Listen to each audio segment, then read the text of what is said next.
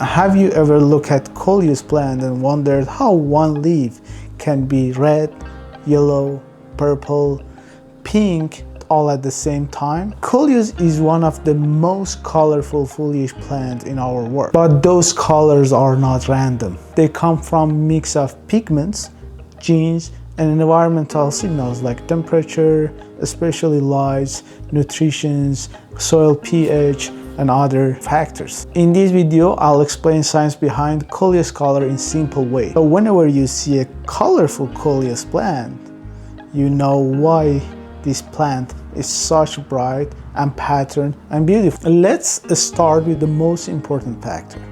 Main thing in Coleus which leads to these colorful patterns are pigments. We have three main categories of pigments in Coleus. One of them is chlorophyll. Chlorophyll is a cause of green color in Coleus, and their main function is involved in photosynthesis for plant.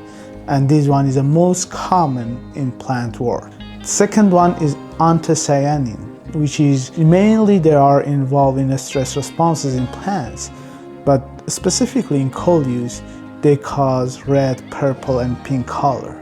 Third categories are carotenoids. Carotenoids are involved in the yellow and orange colors in our plants. So, pattern of color in Coleus, it depends which of these pigments are stronger. For example, if we have a dominant chlorophyll, so we will have more green leaves. If we have a more accumulation and concentration of anthocyanins, we will get more of the red and purple colors.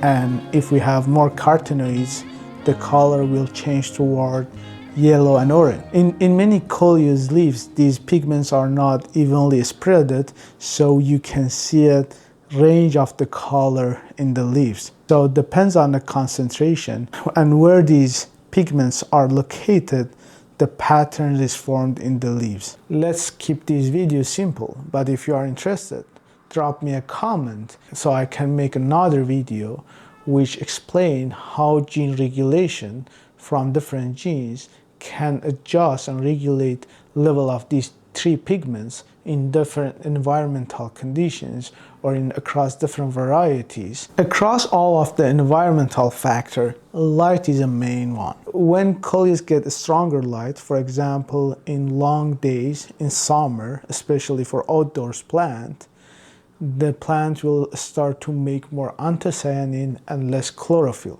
So what will happen? Leaves become more purple and pink and red and less green. While if you put your plant indoor, far from light or enough light, your plant will start to increase the level of chlorophyll to increase the photosynthesis, so the leaves will be more green.